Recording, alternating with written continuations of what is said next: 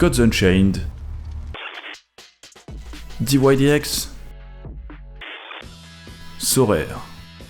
Voilà 3 applications plutôt intéressantes qui ont pour point commun évident d'être toutes liées au monde de la crypto-monnaie, mais qui ne donnent pas pour autant l'impression d'avoir des liens si étroits que ça. Et pourtant, il s'avère qu'elles reposent toutes sur la même technologie, c'est-à-dire les preuves à divulgation nulle de connaissances, aussi appelées Zero Knowledge Proof ou ZK Proofs en anglais.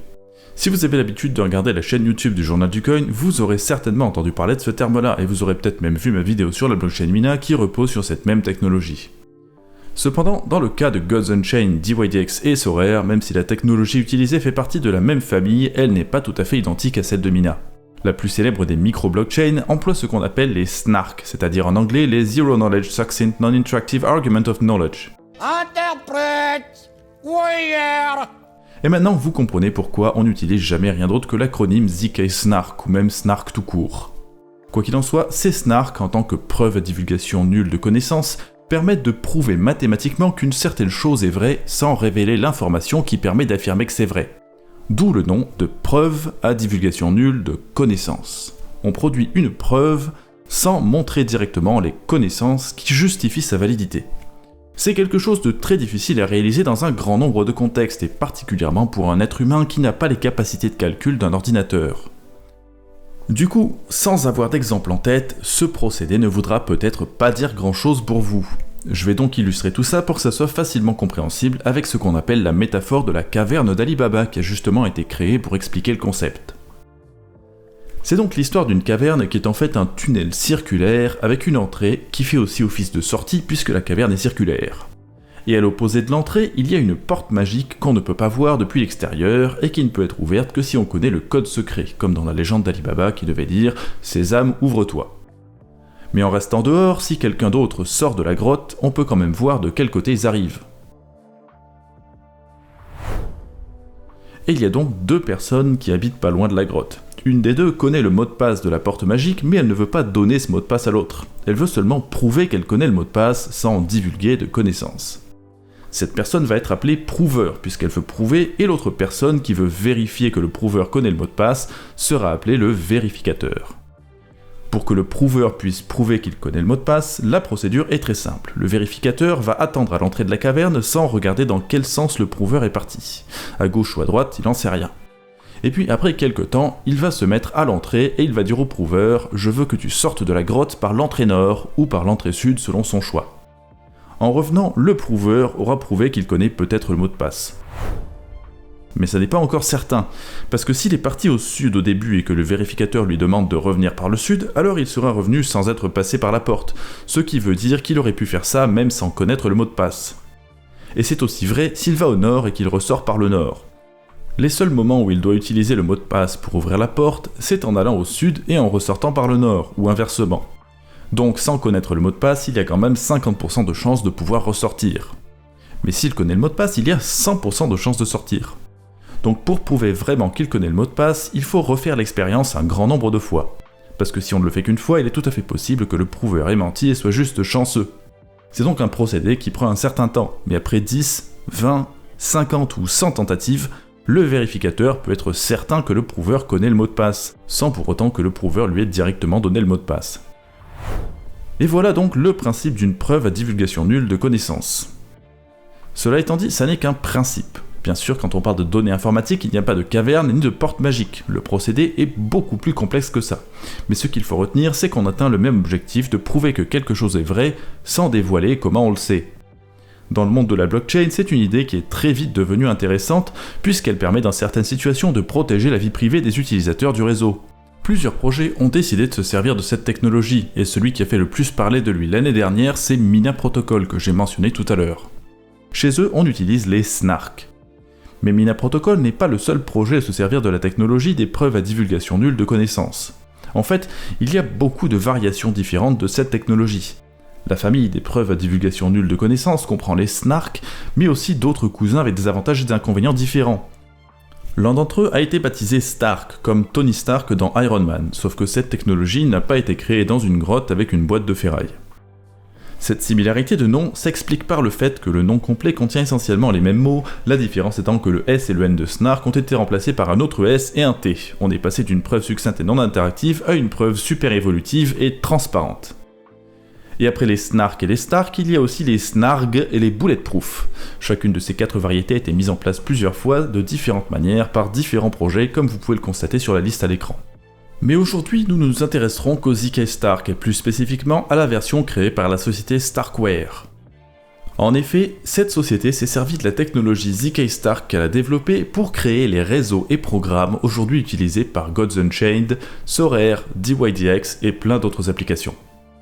Avant de parler des produits, je dois brièvement mentionner l'équipe, puisque ce sont pas moins de 63 personnes qui travaillent chez Starkware actuellement. La majorité ont des diplômes d'informatique et de mathématiques provenant d'universités prestigieuses et on trouve parmi eux des anciens employés d'Apple, Google ou encore IBM. Parmi les 4 cofondateurs de Starkware, on en trouve 2 qui sont également co-inventeurs du protocole Zerocash et cofondateurs de la société Zcash. En d'autres mots, ce sont des gens qui avaient déjà pas mal d'expérience dans la crypto avant de se lancer et qui ont su trouver pour les épauler une quantité énorme de jeunes informaticiens et mathématiciens très compétents. L'un de ces 2 cofondateurs se trouve également être président de la société à l'heure actuelle, et il a été précédemment interviewé sur la chaîne du Journal du Coin, donc vous allez avoir le lien vers l'entretien réalisé avec Samy en haut à droite de l'écran et aussi dans la description de la vidéo. Même si ça fait déjà plus de 6 mois que cette discussion a eu lieu, la vidéo est toujours d'actualité. Passons maintenant à la présentation des produits Starkware. Pour l'instant, il y en a 3 qui sont plus importants que les autres. Starknet, StarkEx et Cairo. Le premier, Starknet, est comme son nom l'indique avec le mot net, un réseau. Mais contrairement à Mina qui est un réseau de première couche, Starknet est conçu avant tout pour améliorer l'extensibilité d'Ethereum. En d'autres mots, c'est un réseau de deuxième couche, un des fameux Layer 2 dont vous avez peut-être déjà entendu parler. Starknet est par conséquent un concurrent de Polygon, Arbitrum et Optimism pour ne citer que les réseaux de deuxième couche les plus connus. Et comme les 2 derniers que je viens de citer, Starknet est un roll-up. Les roll-up, c'est un type de réseau que j'avais brièvement présenté par le passé sans vraiment expliquer en vidéo. Donc aujourd'hui, puisque nous parlons d'un roll-up, on va regarder comment ça fonctionne de manière générale, même si ce que je vais vous présenter sera quand même très simplifié. Pour commencer, voilà à quoi ressemble le parcours d'un utilisateur d'applications de finances décentralisées sur une blockchain classique comme Ethereum 1.0 pendant une période d'affluence, lorsque les prix sont plus élevés. Il faut faire les transactions l'une après l'autre, et elles sont toutes très chères. Parce que les applications de finances décentralisées demandent de publier beaucoup plus de données qu'un simple transfert d'actifs, et qu'en prime elles demandent également plus de puissance de calcul. Avec des transactions lourdes et complexes comme on peut en voir à beaucoup d'endroits, la montée des frais d'usage rend le réseau inaccessible à beaucoup de gens. C'est donc tout naturellement que les solutions de deuxième couche sont apparues. Elles permettent de réduire les coûts et d'éviter de surcharger la chaîne principale en effectuant certaines opérations ailleurs, avec des méthodes qui varient. Dans le cas des roll-up, voilà comment ça se passe. L'utilisateur va publier sur le réseau principal une transaction avec laquelle il déplace ses actifs sur un contrat intelligent dédié au roll-up qu'il a choisi. Cette transaction est très simple, elle ne fait que déplacer des actifs, donc elle ne coûte pas trop cher même quand les prix du gaz sont élevés. Une fois que cette transaction sera publiée, les nœuds réseau du roll-up auront pris connaissance des fonds appartenant à cet utilisateur. À ce moment, il pourra donc envoyer des transactions sur le roll-up, et les nœuds réseau traiteront ces transactions beaucoup plus vite que sur le réseau principal, et à un prix défiant toute concurrence puisque le roll-up est justement conçu pour que tout soit très rapide et pas cher. Les transactions d'applications DeFi qui coûtaient autrefois 100 ou 200 $ voient vite leur coût divisé par 100 ou 1000 et elles sont confirmées infiniment plus rapidement. L'utilisateur peut donc enchaîner les transactions sur le roll-up sans se soucier du temps nécessaire pour publier un bloc sur le réseau principal. Et puis, une fois qu'il a terminé, il peut, s'il le souhaite, publier une transaction pour faire sortir son argent du roll-up. Cette transaction, encore une fois, n'est rien d'autre qu'un déplacement de jetons, elle a donc un coût assez raisonnable, même sur un réseau comme Ethereum 1.0. Donc vous le voyez avec les roll-up, au lieu de réaliser 10 transactions coûteuses, on en réalise 12, dont 2 qui ont un coût relativement bas et le reste qui a un coût carrément négligeable. Le seul inconvénient, c'est que généralement les fonds sont verrouillés un certain temps sur le roll-up, on ne peut pas les retirer immédiatement après avoir fini. Par exemple, dans le cas du pont Suez qui fait la liaison entre Starknet et le testnet Goerli d'Ethereum, il faut attendre 25 minutes avant que les fonds nous soient de nouveau envoyés. Et juste pour clarifier les choses en ce qui concerne les roll-up, quand on ne se concentre pas sur une seule personne et qu'on regarde ce que fait un réseau roll-up avec beaucoup d'utilisateurs, ça ressemble à peu près à ça. Le roll-up va émettre une transaction dès que suffisamment d'utilisateurs font quelque chose, et sur un réseau lent comme Ethereum 1.0, ça peut monter jusqu'à une transaction par bloc. avec dans chaque transaction un tout petit message récapitulatif qui va représenter le résultat combiné de tous les mouvements effectués par tous les utilisateurs du rollup depuis le dernier bloc publié sur la chaîne principale. C'est donc de manière générale un système très intéressant pour améliorer l'extensibilité d'Ethereum des autres chaînes de première couche. Mais le concept des rollups est encore perfectible, par exemple le fait qu'il soit nécessaire de publier toutes les mises à jour du rollup sur la chaîne principale a pour conséquence de générer des dépenses qui deviennent énormes à force de s'accumuler. C'est un problème qui peut être réglé par des systèmes comme Celestia. Si un rollup ne publiait que les entrées et les sorties des actifs des utilisateurs de la chaîne principale et que toutes les autres transformations étaient publiées sur une chaîne dédiée au stockage, ça permettrait de beaucoup réduire les coûts. L'utilisation de la chaîne principale coûte beaucoup plus cher qu'une chaîne dédiée au stockage. Et bien sûr, si Celestia vous intéresse, j'ai déjà fait une vidéo dessus, donc n'hésitez pas à aller la voir ensuite. Le lien s'affiche en haut à droite de l'écran et il sera aussi dans la description. Maintenant que tout ceci a été expliqué, revenons-en à Starknet. Je le rappelle, il s'agit d'un roll-up faisant usage du concept de la preuve à divulgation nulle de connaissances.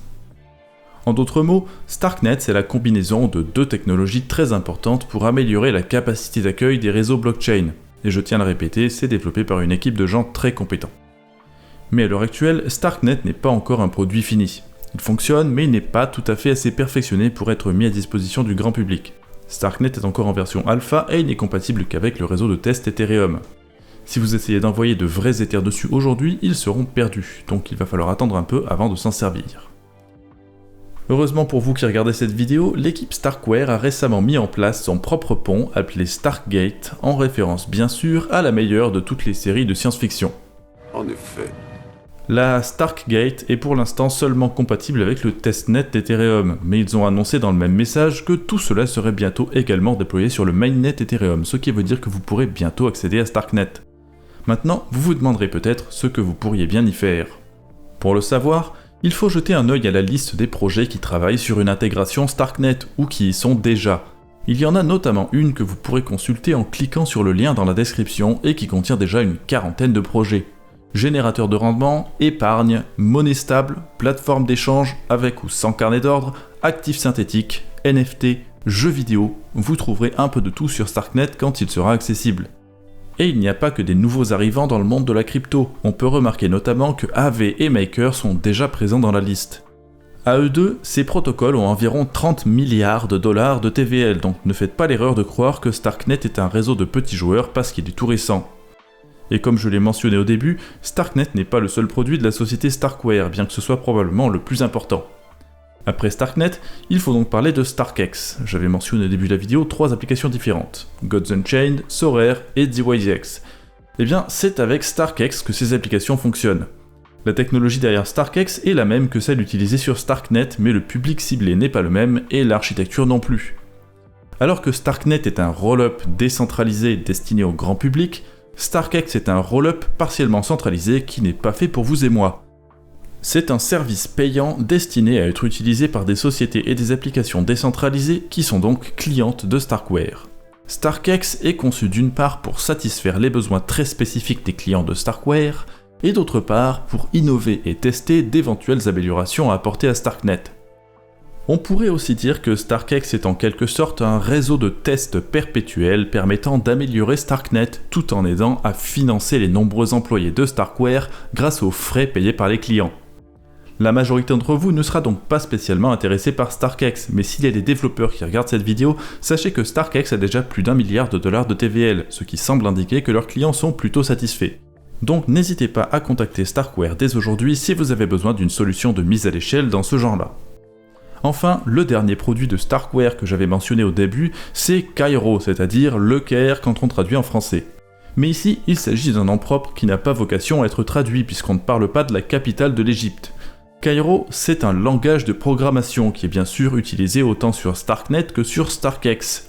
Ce langage a été créé par Starkware et il est conçu spécifiquement pour permettre la création de programmes hautement compatibles avec les preuves à divulgation nulle de connaissances de type Stark. Ce que ça veut dire, c'est que pour créer une application sur Starknet, il faudra apprendre le Cairo.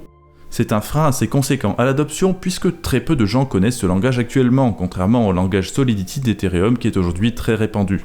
Mais c'est aussi une force puisque le Cairo permettra aux développeurs de faire des choses qui sont impossibles sur Ethereum.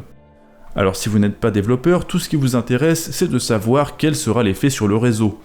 Eh bien c'est assez simple, ça veut dire qu'on n'aura pas forcément des milliers d'applications disponibles sur Starknet dès le début.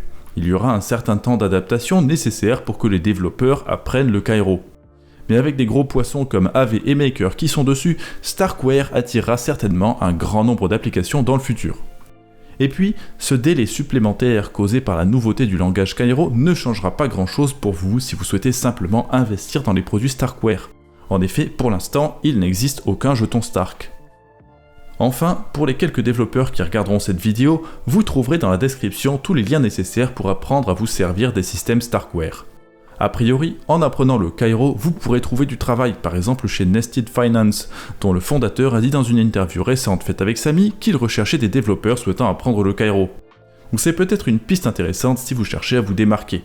Les développeurs Cairo sont aujourd'hui très recherchés puisque l'offre est quasi inexistante. Et comme l'heure est venue de finir cette vidéo, je vais tout simplement vous proposer, comme d'habitude, de rejoindre le canal français de leur serveur Discord ou le groupe Telegram que nous venons de créer. Que vous soyez un simple investisseur en attente du jeton Stark ou un développeur intéressé par l'apprentissage du Cairo, vous trouverez tout ce qu'il vous faut sur ces plateformes de discussion ainsi que sur le site internet de Starkware. Tous les liens nécessaires sont dans la description, donc je vous laisse le soin d'aller regarder tout ça et j'espère qu'on se reverra très bientôt dans la prochaine vidéo du Journal du Coin.